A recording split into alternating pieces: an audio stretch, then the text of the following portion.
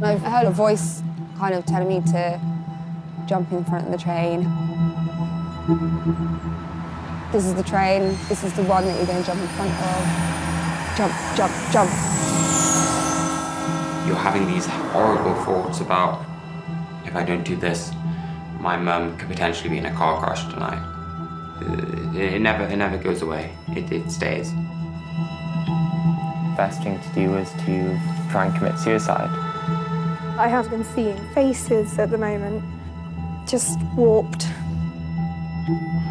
Yeah, like warped, mutilated. Suicidal thoughts, hallucinations, and hearing voices can be the terrifying reality of life with a mental illness. Whatever it is that I've done wrong to deserve this, like, surely that's enough now. It leaves many feeling alone and desperate. I want to sleep, I can't. I've got schizoaffective disorder, depressive type. Thousands of people with mental health conditions are now searching online to find others like them and create their very own support networks. Like, I just want to relax and lie without voices telling me to kill myself. That would be great. 5 strangers have agreed to let us eavesdrop on their private online conversations. If I'm that broken as a person, like why am I having a baby? During some of the most difficult periods of their lives. I literally want the life I had back. What is it that makes people reach out to complete strangers online? I feel like I'm being really open, it's amazing. And how much are these virtual friendships really able to help? Something happened to Louise when she was 5. Don't know whether we should talk about it or not. Yeah. Whether we should talk. But you don't have to chat to me if you don't feel like chatting to me.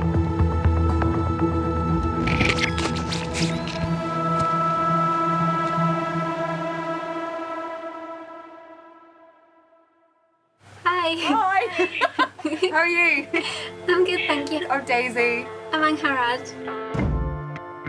Angharad and Daisy are total strangers who live more than 200 miles apart.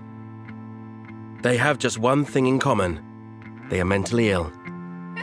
What do you suffer from? I've got anorexia and borderline personality disorder. How do you manage them now? Are you in control of them, or I think if I'm really honest, the anorexia is completely out of control. I just put on the gloves for when I touch foods. I get scared of the calories, and it's quite oily as well, and I know oil's fat, and I just don't want that to go into my skin. 24-year-old Angharad cooks every day for her mother, but is too scared to eat any of her own meals. Oh, I hate rice. It's just a massive fear food. I heard that it swells in your stomach, and that just terrifies me. It is very frustrating at times. I mean, I'd like to see her eating a reasonable sized meal with me. Angharad cares for her mum Karen, who has multiple sclerosis. Dinner's ready. Thank you.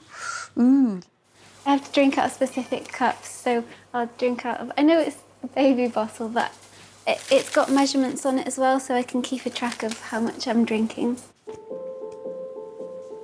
That's a nice one.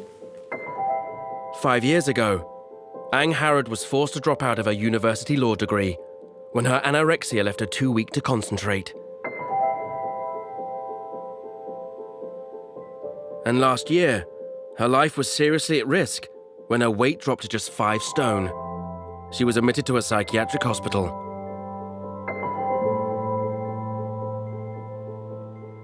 You're just in the absolute pit of despair. There's no hope, there's no future, there's no light. You can't even see a tomorrow, you can't even see in the next hour. You feel like the whole world is sort of closing in on you. Angharad was discharged after 1 month when she had gained a stone. She's still desperately ill, but her dream is to conquer her eating disorder and return to university. I'm so excited. I'm about to send off my university application form, and it's going through. I can't believe I've just done that. I'm so happy. Yay. I know I can get back to where I need to be. Because I've got to. If I want to go to university, I've got to. If you let the anorexia carry on, death is the ultimate thing if anorexia wins. By starving herself, Ang Harrod is damaging her kidneys, brain and heart. 1 in 5 people with anorexia will eventually die of the disease. She's desperate to find someone she can talk to. It worries me. She doesn't show me what she's doing. She doesn't show me her meal plan, so I haven't got any idea what's going on. But I hide that from you because I don't want you to worry. What are we So I would never tell you anyway, would I? No, I've got a fair idea what happens to your body, the effect on your heart, because that is important to the functioning of but that's the physical side. That can be dealt with. It's the mental side that's the bit that's probably harder for you to get. Mm. Do you find that people find it really hard to understand? They try and understand, but at the same time, it's like, I have no idea. Yeah, it's like the worst thing when you've poured your heart out and just falls on a blank face. It's like, okay, awkward. Yeah, exactly. Yeah. I always worry that people think I'm attention seeking or something, or I suffer from anxiety as well and depression, and I'm in the midst of being Schizoaffective disorder, depressive type. Yeah. What is it you have? I know you mentioned. Yeah. Yeah. I suffer from a body dysmorphic disorder. Oh right. Wow. That's. It involves sort of completely checking your appearance constantly, doing hours and hours of sort of grooming rituals. Danny is 20 and has a combination of obsessive-compulsive and body dysmorphic disorder. This gives him a distorted view of his appearance. When I look in the mirror, it's sort of a feeling of simply just not being good enough. My nose is really bizarre. My skin's always been a big issue. I pick at it a lot. I'll see sort of rough skin and I want to get rid of it. If I don't do things to prevent it, then I will age a lot quicker than everyone else. Danny used to spend up to 10 hours getting ready to leave the house.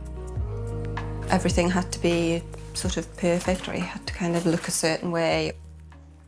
He would take the bathroom mirror into the garden and sit just to get every angle of his appearance, and then that wasn't good enough, so he was becoming more and more and more distressed. All we could see was all of this distress, but not actually understand it because he couldn't talk about it. The idea of telling someone that I suffered from a mental illness was impossible. It got to the point, spending 6 months housebound, and I remember getting to the point where I didn't see, any recovery. I didn't see my life getting better. I didn't see me, getting back the life I did have. So the best thing to do was to try and commit suicide. He took a couple of overdoses and on one occasion tried to hang himself. The kind of psychiatric services got involved and there was a psychiatrist coming to the house, and he'd reached the point where he thought Dan was so unsafe and tried to persuade us for Dan to be sectioned. In the end, Danny wasn't sectioned and began slowly to recover. But he still feels isolated. I literally want the life I had back. I can't do that. It's going to take time, but I will do that and I will get better. When I was at school, it was really difficult around that age of 14 and 15.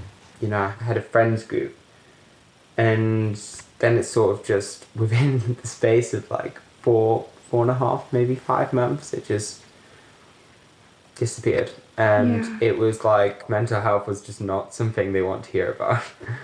And that's crazy, because most of my friendships completely fell apart because I couldn't tell anyone what was going on in my head. Yeah. It's really nice to talk about it to someone who's not going to judge me. Yeah, I'm not. So where are you in your mental health journey? In a point that seems never ending, to be honest. I started getting ill when I was 14. I'm 21 now.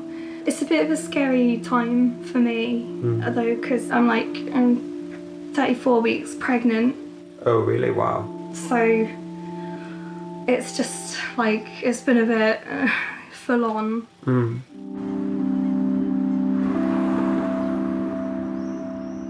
Baby moving all right today? Yeah. 21-year-old Louise has schizoaffective disorder. She can feel manic or depressed, as well as having disturbed thoughts and visions. The psychosis includes voices, hallucinations, seeing things, seeing the Grim Reaper everywhere. Louise and husband Tom are expecting their second child in less than 2 months. It's a good, strong heartbeat. All right? Yeah. Incredible. Yeah. It's a reminder that he's actually there. Yeah, isn't it? yeah. That he's coming. And that this is reality. It's a really nice feeling as a couple. During Louise's first pregnancy, her condition was at its worst. She was tormented by frightening voices. It was pretty scary because they were saying that I was actually carrying a parasite and not a baby. I'd just been feeling, suicidal, but I explained to the doctor, I can't act on that because I'm pregnant. I said, could you just please help me? After baby Honey was born, Louise's mental health deteriorated. She had terrifying hallucinations. While I was feeding Honey, there was just loads of black shadows walking past the door. So I had these demons and voices saying they wanted to take her away and they wanted to hurt her. I didn't sleep much because I just wanted to watch her all the time. Louise was admitted to a psychiatric hospital. When she was discharged, social services had serious concerns about leaving her alone with her baby. I was stopped having unsupervised contact with her. It'll probably haunt me for the rest of my life, actually. People saying that I can't be trusted to look after my own child. I love that girl so much. I have from day one. But it's probably taken longer to bond with her than a lot of, mums and their babies. With only 7 weeks to go until her new baby is born, Louise is frightened that if her mental health deteriorates, she may end up losing both children. If that happens, I'll never be able to make it right. And I think I'm going to end up, Tom will have full custody of the kids and, I'll have gone totally mad.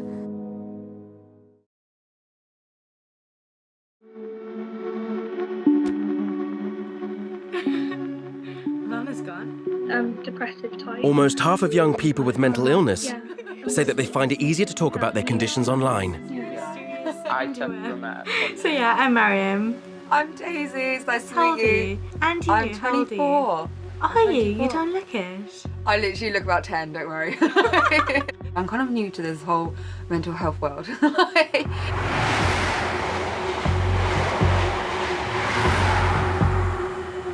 I've heard a voice kind of telling me to jump in front of the train.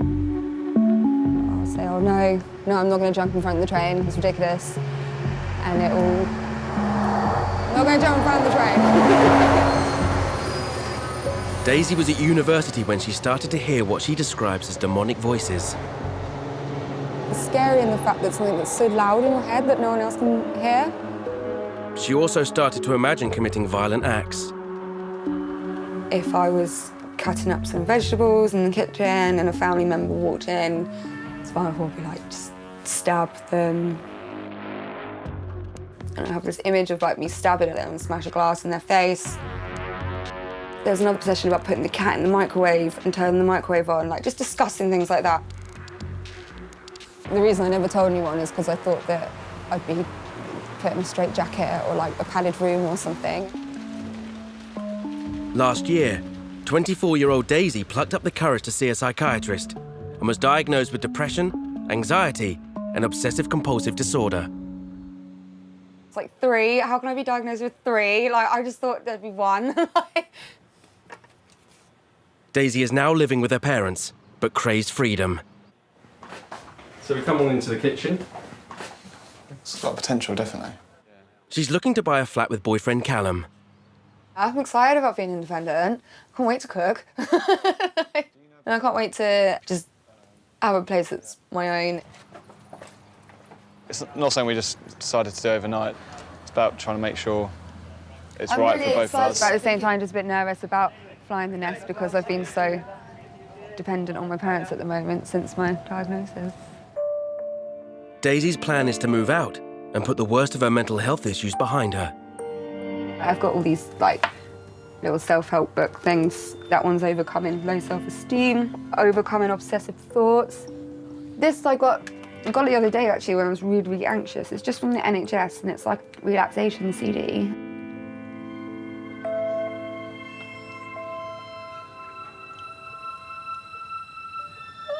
Yeah.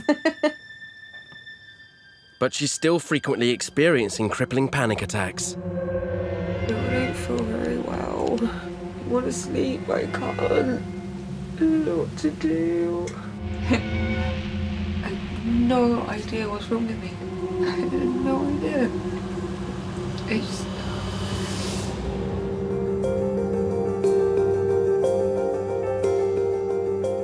I think staying grounded, just to remind yourself to stay in the moment and not get lost, because when you have a panic attack, it's so easy to get lost. I don't know, I can't stop crying at the moment and I can't stop, like, I feel so goddamn sad all the time. How have you been? I had a panic attack. Yeah. How did you, like, get through? Did you take any diazepam or anything? Or? No, I didn't. That's amazing. Mariam's been living with mental illness since she was 6 years old. She has bipolar disorder. When I got diagnosed with it, I didn't know what to do with it. I broke down and I said, I can't have this. Like, I'm not crazy. I don't want to be labelled as crazy. When she's not working in her office job, Mariam talks to youth groups about the discrimination she suffered because of her illness. My friends didn't want to be friends with me as well because they thought that I was going to hurt them. But a lot of the times people don't realise that people with mental health problems are more likely to hurt themselves than others. I'm currently looking to buy a house with my boyfriend, so I'm so petrified of associating the flat with panic attacks now. Go there and have and put some good stuff there. Tell Callum I want you to surprise me when we first move in there. Or just something. No, because your mind, you'll start associating the flat with good stuff that's happening. So little things, yeah, tell them exactly. to leave you little notes on like the fridge or something. Just anything that might... Be like, tell me I'm sexy. Yeah, no, seriously. Little things that make you laugh or that make you happy. That's a really good idea. Danny has a job and is trying to keep his obsessive-compulsive disorder in check. You've got a huge amount on tomorrow. I mean, some of the events you're literally just going to have to go for like 10, 15 minutes. He's working as a PA to a political strategist. Working has been a huge thing for me. It makes you feel good because it makes you feel like you're achieving something. I want in the future to become an MP, maybe. Secretary of State for Health would be fantastic. With his career on track, Danny wants to tackle his next challenge, making friends. As a boy, he was happiest playing rugby. When I dropped out of sports, I lost a lot of friends, and I still feel isolated. You know, I want to be able to go out with friends, I want to be able to start playing rugby again. On Saturday, I'm going to see my first rugby match since I was about 14, 15. Oh, are you so excited? I'm a bit apprehensive about it because, I've never been for a rugby match since I was 15. I've never watched a rugby match. You've been through it before. You can do it again. There's nothing to... Like, we're the only people who can stop us from from getting through it, and you just have to keep fighting.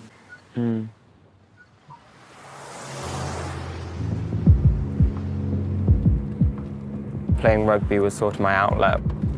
Unfortunately, then mental health sort of grasped that. It's quite stressful.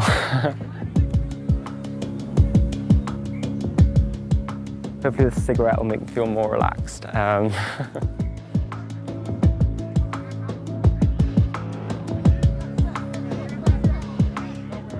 I played here hiding my mental illness and hiding things because I thought, you know, stigma would be a huge thing. As soon as he was on the pitch, Danny's obsessive-compulsive disorder became worse. With my OCD, I wasn't allowed to lie flat on the ground. I wasn't allowed to kick. He believed if he ignored these thoughts, bad things would happen to people he loved.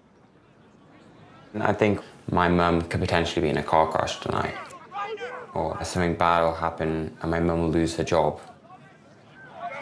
There was a time a year ago when I thought I'd play rugby again, and just being here just kind of makes you want to play again.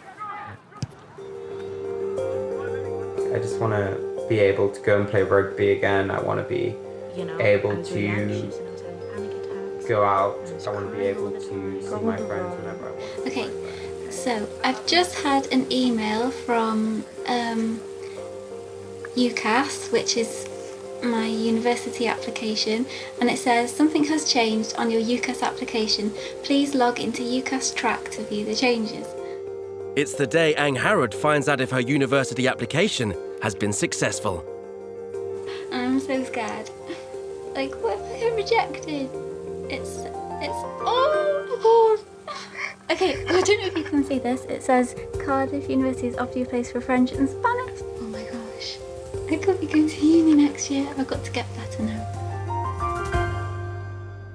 Like, one of the big things that I get anxious to do is to go food shopping, and tomorrow I'm going to go to Waitrose.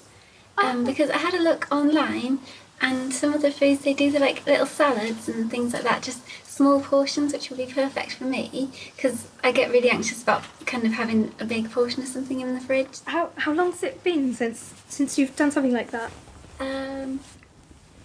I can't remember. I find like going somewhere that I don't know is a little bit easier than going somewhere I know. Yeah. So it's like if I had like a basket full of food, and if I saw somebody I knew, I'd be like, oh, they're gonna think I'm a fat pig or something.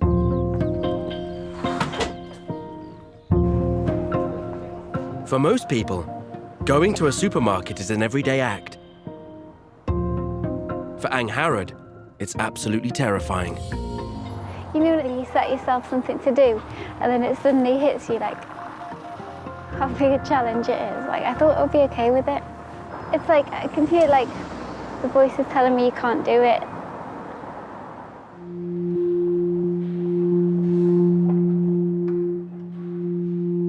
Angharad knows if she's ever going to manage at university, she has to overcome this fear. So much choice. And all I can hear is the voices just saying, just don't get anything. It's like all these like excuses coming into my head not to get it, like, oh, it's too cold for salad, or I'm just gonna do it.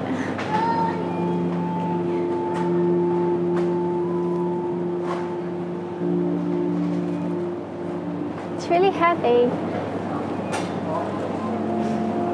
Okay. Yeah. I've got something in my basket. How are you? I'm tired, very tired, just with being pregnant. Oh, exciting. That was him at the 12-week scan. Oh yeah, I can see it. It'll soon be here.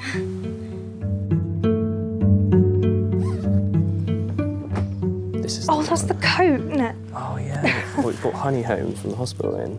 Do you remember I was completely swamped her? Yeah. Like, Louise's due date is fast approaching. Daddy, I love you. Well, we both want everything to just be happy and a good time, like what most parents have when they have a new baby. It's the ducks, isn't it? Oh, duckies. Yeah. Louise is exhausted by her pregnancy and having psychotic delusions. It feels like my brain and my body are like having a race to see which one can like destroy me first. It's mostly faces, just seeing them in patterns, and then they sort of jump out at you like in a 4D film, which is kind of scary. If we ignore the early warning signs, chances are I'll probably end up in hospital. She was quite normal before she got to her teens, you know, and suddenly it was like a sudden change, and you kind of didn't know where you were. We kind of know what triggered. I don't know whether we should talk about it or not. Yeah. Yeah, whether we should talk. Something happened to Louise when she was 5.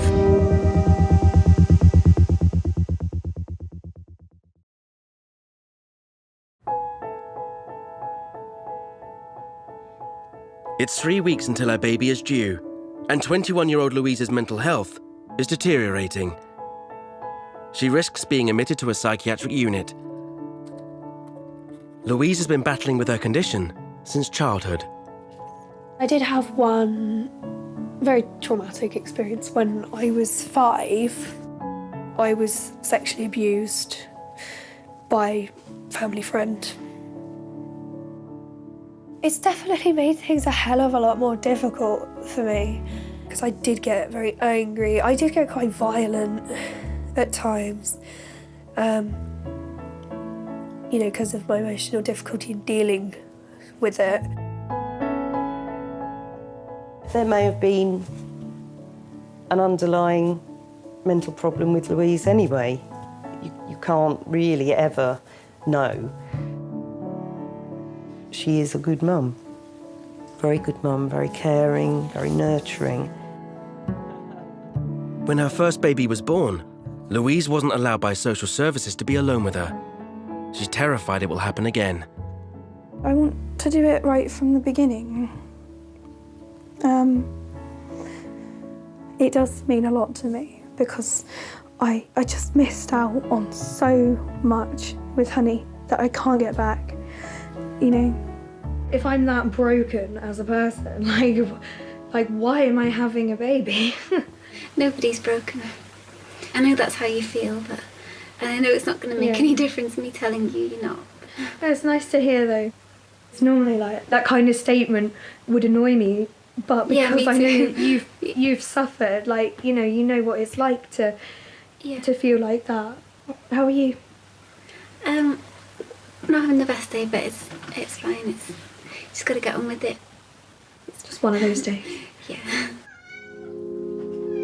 I wrote this meal plan and haven't really been able to follow it.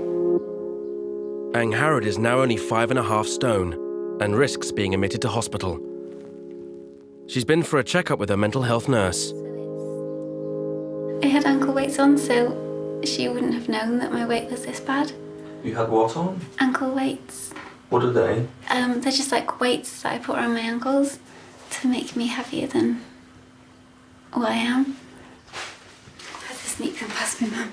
She doesn't know that.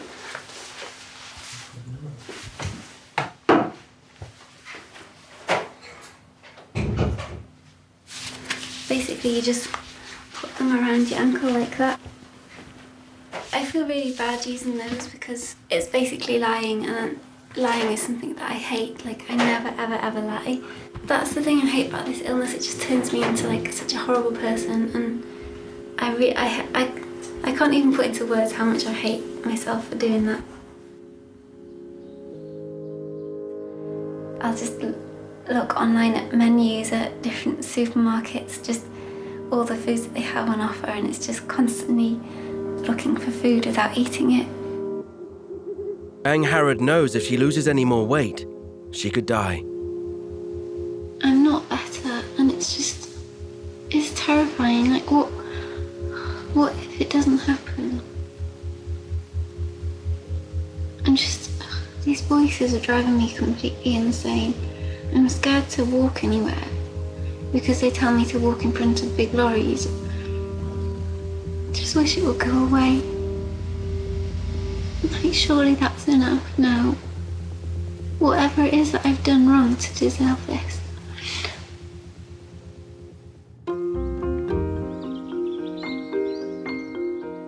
Today is Anghara's 25th birthday. Happy birthday to you. Look at the hello. Since leaving university, she struggled to make friends her own age, as her anorexia often leaves her housebound. Her former support worker, Pat, has arrived with presents. I know what this is for. Do you? What? Omelette. Well, for you, it could be little mini stir fries to get you back into eating protein. Thank you so much. And we need to fix it Wednesday. What time on Wednesday? Pat and I have planned to go out for some lunch, which is terrifying. Okay. I mean, I struggle to do it at home, let alone in the outside world. Okay, you try your best. When you're out having a meal with someone, do you still like talk to the person, or do you feel like the voices in your head are like powering? There have been times where I've been speaking to the voices, and people look at me like, who is she talking to? And I don't want to let the anorexia win this one, so yeah. That's good that you're really determined. Yeah. And it must be so hard as well because, like, you know, if you like smoke or drink and you have an issue with that, you can just stop.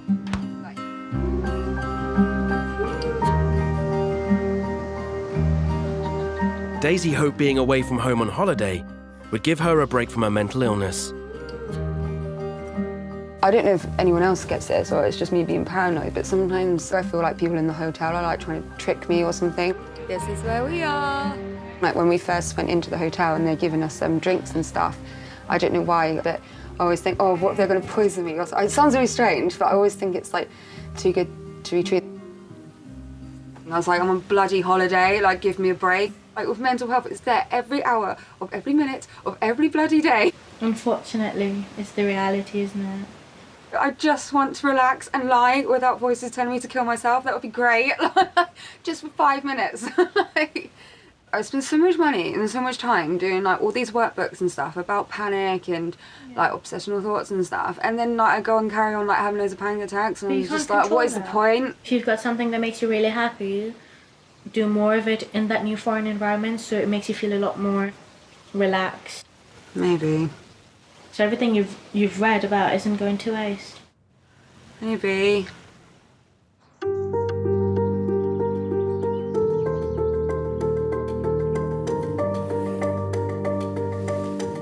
Bit nervous, but I really want to do it. Today is the day Danny is going to try and play rugby again. But he's worried his OCD will spiral out of control.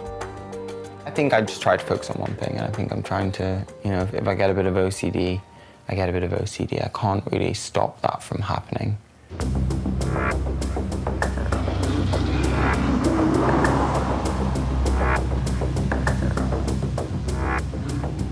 I have a lot of thoughts going around in my head, and what if this happens, what if that happens? Outside the ground, Danny's anxieties are creeping back in. If I don't catch the ball right, then, you know, my career will go downhill. I think it's trying to normalize my thinking. You know, trying to think, you know, if I do drop the ball, is it possible if I would lose my career and things like that? Trying to rationalize it. Danny, nice to meet you. Nice to meet you. Good. We'll just have a bit of touch and stuff to start with, so if you want to come and have a join in with that. Cool, yep, cool. Okay. Sounds good, yeah. Right. You go on this team, Danny, with who was on this side? Yes, yes.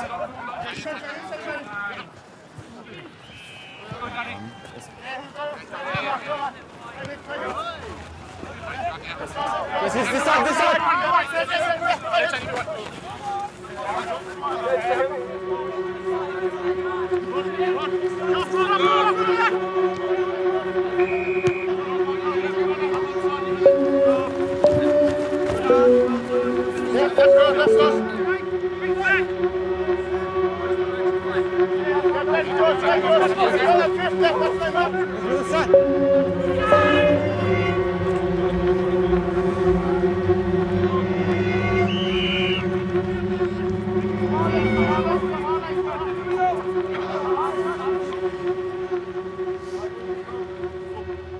After 15 minutes, Danny leaves the game.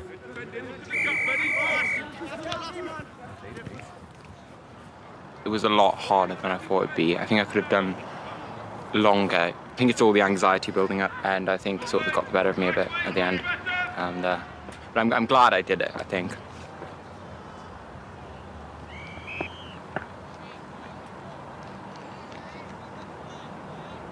Yeah.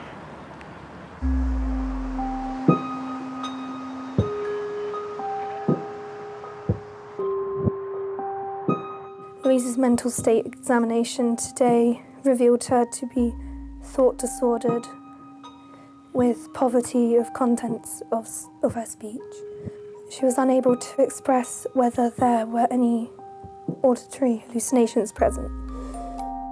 With the birth imminent, Louise has received a worrying letter from her psychiatrist. Yeah, she's contacting the mother and baby unit, and she feels I will probably need to stay in the unit if my presentation continues as currently. So they're worried that you're going to stay that way and then you'll need the mother and baby unit Yeah. after he's born.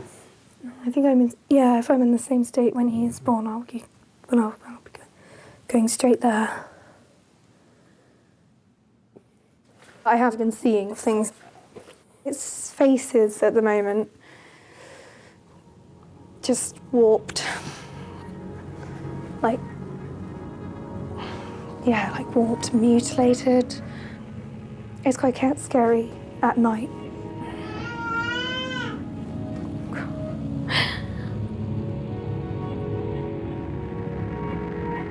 If he was to arrive now,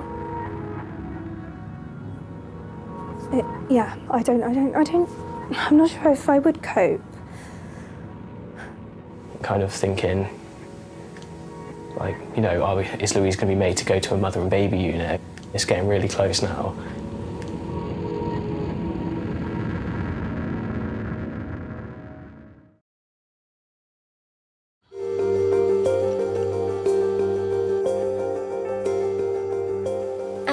I think eating out is a big thing for me because it's like I don't like to eat in front of people, and it's kind of anorexia and anxiety in one. I feel like it's something I really want to do. Ang Harrod is dangerously underweight. But today she's attempting to eat out for the first time in 5 years. I feel like I just want to get it over with now. It will be like somebody with arachnophobia holding a spider, even a tiny one. If she's to get back to university, she knows she has to gain weight. 2 minutes. We're going to go order. What are you going to have then? I'm going to ask what the soup is. Yeah. I think it's sweet potato and orange. Is that the soup? Oh yeah, sweet potato and orange. Child-sized dish, something like that. You do it. You can ask. Okay. Will they think I'm weird? No. You ready to take the order? Yes, please. What are you having on, Harrod? Please can I have the child's soup? You can. Thank you. Would you like any toast or bread with you? Soup. I'll try a slice of toast, a soldier. Just a thin one. What the hell? Say yes. You don't have to eat it. Round here. There we go. Okay. Thank you. So just be really careful. The bowl is a little hot. Okay, thank you. Okay. Let's leave that there with you. Go on. The more you think about it, the harder it will become. Just start. 1, 2, 3, 4, 5. Go up to 8. You say that's it. Right, I'm off. Go. Go on. You're fine. It's okay. I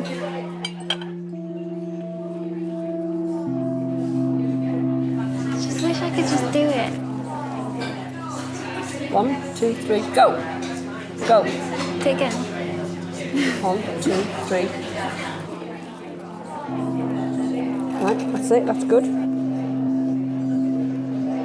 It's really yummy. Come on, don't stop. Cold soup is not as palatable, is it?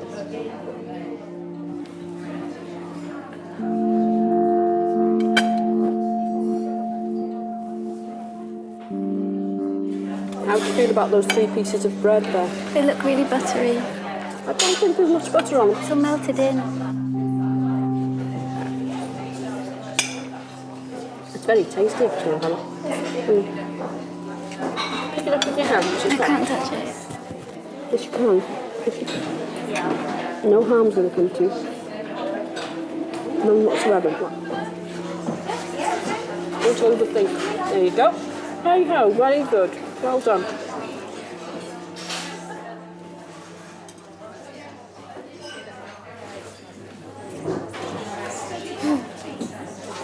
What's it taste like? Success.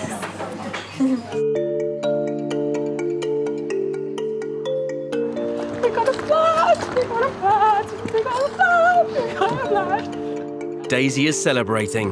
We've just got our very first flat. We've just had our offer accepted. We have. To get a flat. And it's the flat that we've always, that we wanted. It's the Daisy flat. Daisy and Callum flat. It's the Daisy and Callum flat. In terms of like my mood going up and down, apart from my down patch, I've been quite like stable. You still get like hear the voices, and I still get like feel really anxious. My OCD like races, and I get all these like irrational thoughts. It's just I'm now becoming sort of a bit better at sort of like recognizing them and like learning to manage them. I think that's an important thing, learning to manage them, because it'll never really go away. No, that's what I've learned as well. It does. I thought it was just something when I got diagnosed. It was something that would just like heal, and then it like, you know when you get a cut and it just heals, and you're like, oh, what cut? Where was that? Like, you don't even remember that. A week earlier than expected, Louise has been admitted for an emergency caesarean. She had become bedridden and was seeing disturbing images. Very difficult to sleep last night. I was up really early this morning, getting things together, but just want to get in there now. Annie's going to meet her brother for the first time. After 2 hours in theatre, Louise has a healthy baby boy. Oh, hello. There we are. Oh, what a big bouncer. Is that your little brother? You be careful. That's Mummy. It is Mummy. Oh, baby teddy. Look at his face. This is your brother, your little brother. Oh, shit. He grips my fingers so tight.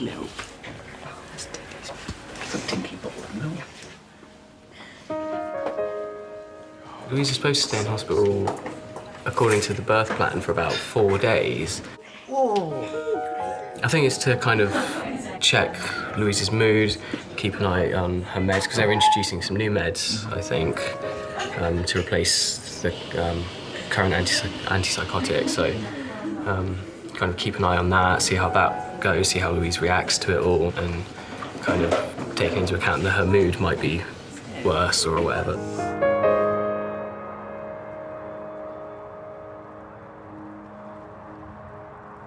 There he is. Can you see him? Oh, he's tiny. Hello, Teddy.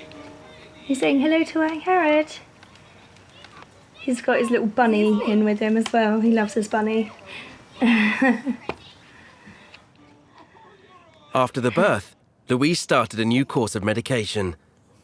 Rather than going to a psychiatric unit, she was allowed home. God, he's really going for it on this feed. Yeah. That's lovely when they right into your eyes when you feed.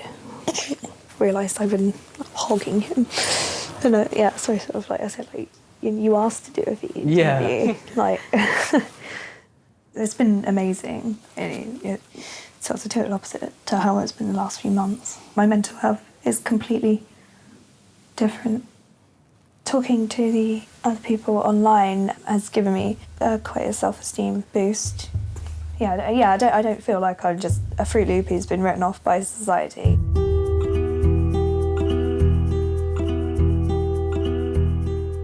I'm not going to let my illness stop me from being a good mum. Yeah. And I think it needs to be encouraged. Yeah.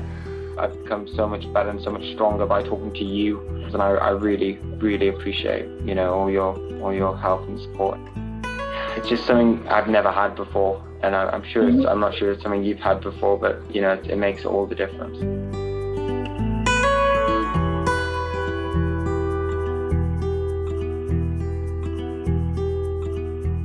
Oh, it's been really nice talking to you today. Thank you. Yeah, and you. Good luck tomorrow. I hope it all goes really well. Thank you so much. That really means a lot. It's lovely to chat to you. And you. To meet you. Good luck with work and everything.